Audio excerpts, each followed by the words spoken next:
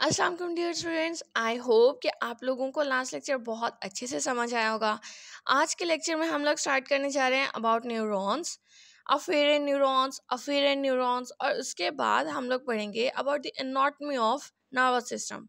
Right, neurons जैसे कि आप लोगों को पता है कि ये आपके नर्वस सिस्टम का बेसिक यूनिट है, यानी कि सबसे छोटा वाला हिस्सा। राइट, बेसिक फंक्शनल यूनिट है आपके नर्वस सिस्टम का। जो न्यूरॉन्स हैं ये भी आपके बॉडी के बाकी सेल्स की तरह ही है। इसके अंदर न्यूक्लियस भी पाया जाता है, ऑर्गेनेलीज भी होते हैं इसके साइटोप्लाज्म में, एक्सेप्ट ये कि इसके अंदर सेंट्रोसोम्स नहीं पाए जाते। सेंट्रोसोम्स क्या होते हैं?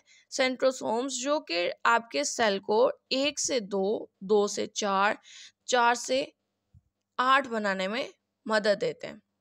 राइट,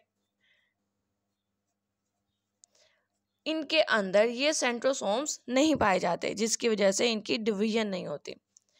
आप लोग बात करो तो आप कहते हो कि इसके अंदर आपका जो एक न्यूरॉन है वो, उसकी अगर आप लोग कैरेक्टरिस्टिक्स की बात करते हो तो आप कहते हो आपके neurons has branches called axon and dendrites.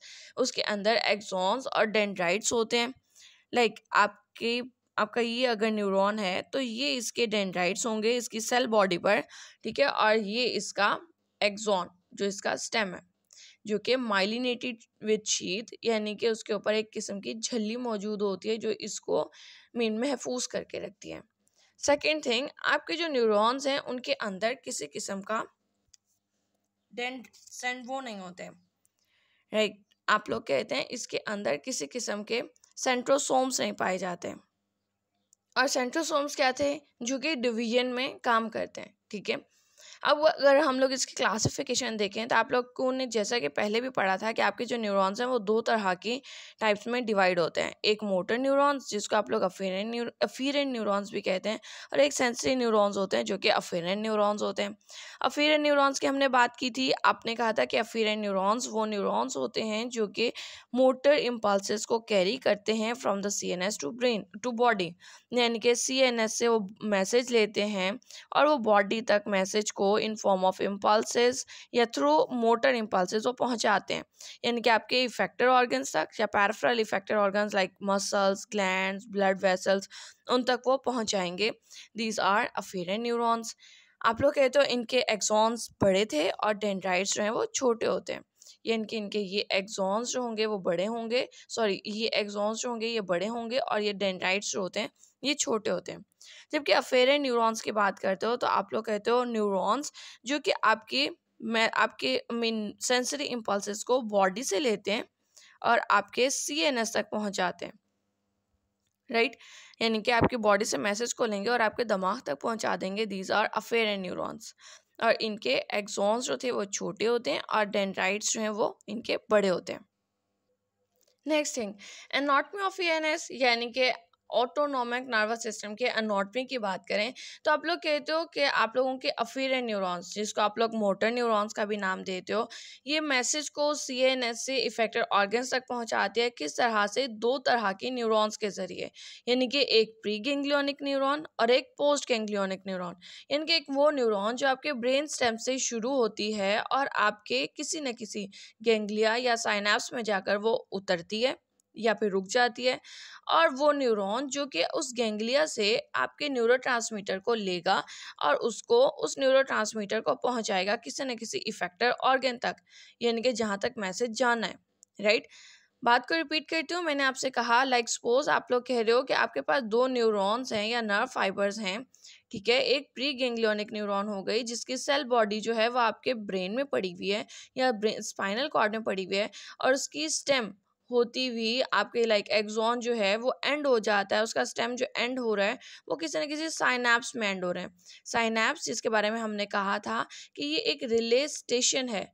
एक बस में से पैसेंजर उतरा, न्यूरोट्रांसमीटर उतरा, और वो फिर अब इधर रिले स्टेशन पर मतलब कि थोड़ा सा वक्त गुजारेगा और फिर बाद में यहाँ से न्यूरोट्रांसमीटर सवार हो जाता है एक दूसरी बस पर या फिर एक दूसरे न्यूरॉन के ऊपर। राइट, जो पहले आने वाली थी उसको प्री गैंग्लियोनिक न्यूरॉन कहते हैं और जो बाद में आएगी उसको पोस्ट गैंग्लियोनिक न्यूरॉन कहेंगे। अब अगर आप लोग बात करते हो प्री गैंग्लियोनिक न्यूरॉन की, तो आप लोग कहते हो it's cell body is located within the CNS। इसकी जो सेल बॉडी है, हम लोगों ने लास्ट टाइम हम लोगों ने इसके बारे में पढ़ा था कि इस तरह से इसकी सेल बॉडी होगा, ठीक है। ये इसकी सेल बॉडी हो गई और ये इसकी स्टेम हो गई, या जिसे आप लोग एक्सॉन कहते हो। आप कहते हो ये जो सेल बॉडी है ये इसकी ब्रेन स्टेम में या स्पाइनल कॉर्ड में पड़ी हुई होती है, जबकि इसकी जो स्टेम है वो एंड हो जाते हैं किसी न किसी रिले स्टेशन पर, यानी कि गैंग्लिया या साइनेप्स में, राइट। जबकि पोस्ट गैंग्लियोनिक न्यूरॉन की बात करते हो तो आप लोग कहते हो इसकी सेल बॉडी तो किसी न किसी गैंग्लिया में मौजूद होगी, इनके इस रिले स्टेशन पर मौजूद होगी, ठीक है। और उसकी स्टेम जो है वो एंड हो जाते हैं किसी न किसी इफेक्टर ऑर्गन पर, ठीक है, टर्मिनेट एट दी अच्छा, आप लोग कहते हो second nerve cell is post ganglionic होती है और इसकी cell body present in ganglia. इसकी सेल बॉडी जो इस किसी न किसी गैंग्लिया में मौजूद होगी एंड टर्मिनेट्स, और वो ख़त्म हो जाती है ऑन इफेक्टर ऑर्गन्स, किसी न किसी इफेक्टर ऑर्गन पर। वो इफेक्टर ऑर्गन यानी कि जिस तक मैसेज जाना है, वो इफेक्टर ऑर्गन कुछ भी हो सकता है, आपके मसल्स हो सकते हैं, आपके ब्लड वेसल्स हो सकते हैं। लाइक आप लोग चाह रहे हो कि मैसेज ब्लड वेसल्स तक क्या जाना है कि उन्होंने नॉर्मल हालत से कॉन्स्ट्रिक्ट हो जाना है, या नॉर्मल हालत से उन्होंने डायलेट हो जाना है, फैल जाना है, ये मैसेज उन तक जाना है। तो वो जो मेन इफेक्टर ऑर्गन है वो कुछ भी हो सकता है, आपके मसल्स, आपके ग्लैंड्स, आपके ब्लड वेसल्स, राइट। आप लोग कहते हो वहां तक जो जाएगा वो पोस्ट गैंग्लियोनिक न्यूरॉन्स होंगी या नर्व फाइबर्स या नर्व सेल्स होंगे, राइट। अब इसके बाद हमने जिक्र किया गैंग्लिया का और साइनेप्स का। गैंग्लिया क्या है? Can be thought of as synaptic relay station. एक रिले स्टेशन है, यानी कि आराम करने वाला एक स्टेशन है बिटवीन न्यूरॉन्स, या आप लोग कहते हो क्लस्टर ऑफ न्यूरॉन्स। ये क्या करता है? It is the connection of millions of neurons, यानी कि मिलियंस ऑफ न्यूरॉन्स को आपस में जोड़ कर रखता है। It is the relay station between cluster of neurons, यानी कि बहुत सारे न्यूरॉन्स का के क्लस्टर्स के दरमियान का स्टेशन है ये। जबकि साइनेप्स क्या होता है? ये जंक्शन है if two neurons where these two neurons come closer. ये सिर्फ दो न्यूरॉन्स, यानी कि दो न्यूरॉन्स के दरमियान का जो रिले स्टेशन होगा उसको आप लोग साइनेप्स का नाम दोगे, राइट। ये थी वो वाली न्यूरॉन्स जो कि हम लोग कहते हैं वो वाली न्यूरॉन्स जो कि हम लोग कहते हैं कि अफेरेंट न्यूरॉन्स में हम टाइप्स पढ़ते हैं। अगर अब हम लोग बात करें अफेरेंट न्यूरॉन्स की, तो अफेरेंट न्यूरॉन्स में भी इसी तरह से दो तरह की न्यूरॉन्स काम करती हैं, एक प्री गैंग्लियोनिक, एक पोस्ट गैंग्लियोनिक। लेकिन इनका काम क्या होता है कि ये बॉडी से मैसेज को लेती हैं और CNS तक पहुंचाती हैं। अब हम लोगों ने ये चीज़ लास्ट लेक्चर में पढ़ी थी कि अफेरेंट न्यूरॉन्स जो होती हैं वो आपके बॉडी तक जो मैसेज पहुंचा रही हैं, यानी कि CNS से जो बॉडी तक मैसेज लेकर आ रही हैं, वो तीन तरह के एक्शंस शो कर रही होती हैं। लाइक सिंपैथेटिक एक्शन होता है, पैरासिम्पैथेटिक एक्शन, और एक होता है एंटेरिक नर्वस सिस्टम का जो भी जितने भी एक्शंस होते हैं उनको रेगुलेट करते हैं। जो सिंपैथेटिक एक्शन को रेगुलेट कर रहा है सिंपैथेटिक न्यूरॉन्स हो गई, जो पैरासिम्पैथेटिक एक्शन को रेगुलेट कर रहा है वो पैरासिम्पैथेटिक न्यूरॉन्स हो गई, और जो एंटेरिक सिस्टम को रेगुलेट कर रहा होता है वो एंटेरिक न्यूरॉन्स हो गई, राइट। सिंपैथेटिक सिस्टम की बात करें तो आप लोग कहते हो इसके अंदर जो प्री गैंग्लियोनिक सिंपैथेटिक न्यूरॉन्स हैं, इनके पहले आने वाली, जैसे अभी हम लोगों ने पीछे पढ़ा कि ये जो आप लोगों की जो पहली वाली होगी, प्री होगी, वो कहाँ से? वो CNS से ओरिजिनेट हो रही है, और या फिर आप लोग कहते हो इसके साथ इमर्ज होती है from the thoracic and lumbar region of the spinal cord.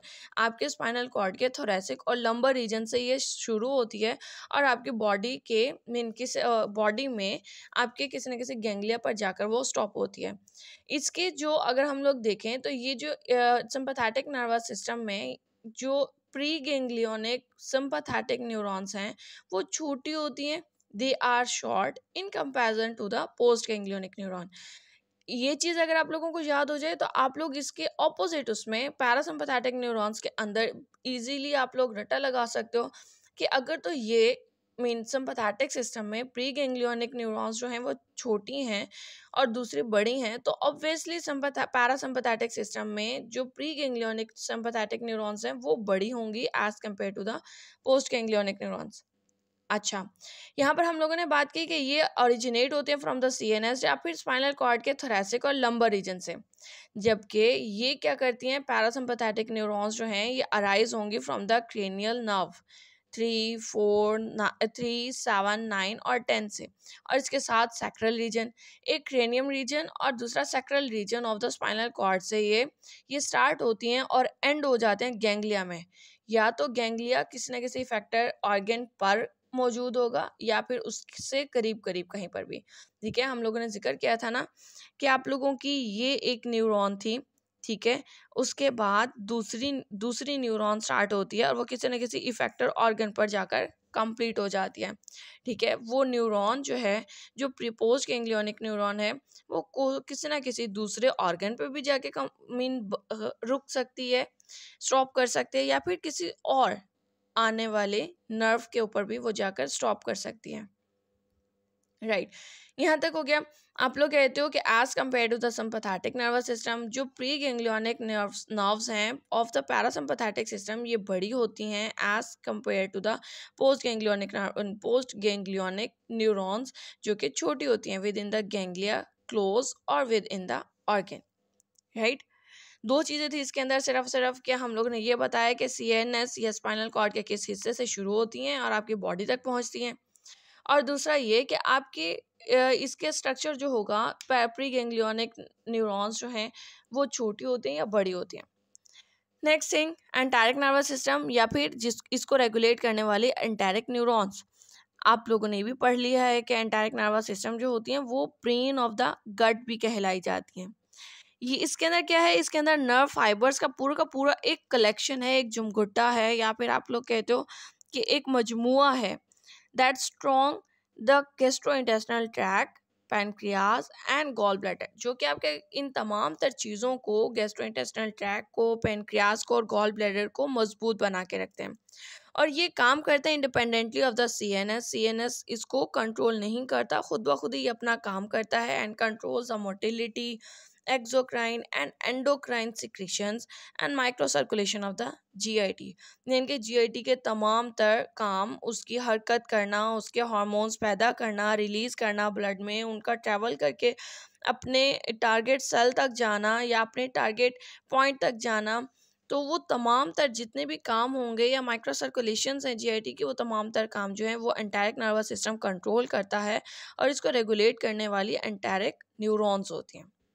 Right, I hope कि आज का लेक्चर आप लोगों को अच्छे से समझ आया होगा। नेक्स्ट लेक्चर में हम लोग स्टार्ट करेंगे about receptors and chemical signalling between the cells, कि आपके सेल्स जो हैं वो एक सेल से दूसरे सेल या एक सेल से दूसरे ऑर्गन तक मैसेज कैसे पहुंचाते हैं। लाइक अगर हम लोग हैं, हम लोग एक जगह से दूसरी जगह जाने के लिए मुख्तलिफ तरह के ज़रिए इस्तेमाल करते हैं। समटाइम बाइक्स पे जाते हैं, समटाइम कार्स को हायर करते हैं, समटाइम हम लोग ऑटो करवाते हैं, या फिर हम लोग लाइक पैदल भी चले जाते हैं। तो हम लोग क्या करेंगे कि हम लोग नेक्स्ट लेक्चर में पढ़ेंगे कि हमारे सेल्स जो हैं वो एक जगह से दूसरी जगह तक अपने मैसेज को पहुंचाने के लिए किन किन ज़राओं को इस्तेमाल करते हैं, उनके बारे में डिटेल पढ़ेंगे। अगर आज के लेक्चर में आप लोगों को कोई भी क्वेश्चन करना हो तो आप लोग मुझसे कमेंट सेक्शन में जाकर क्वेश्चन कर सकते हैं। आई होप कि आज का लेक्चर आप लोगों को अच्छे से समझ आ गया होगा। Thank you so much.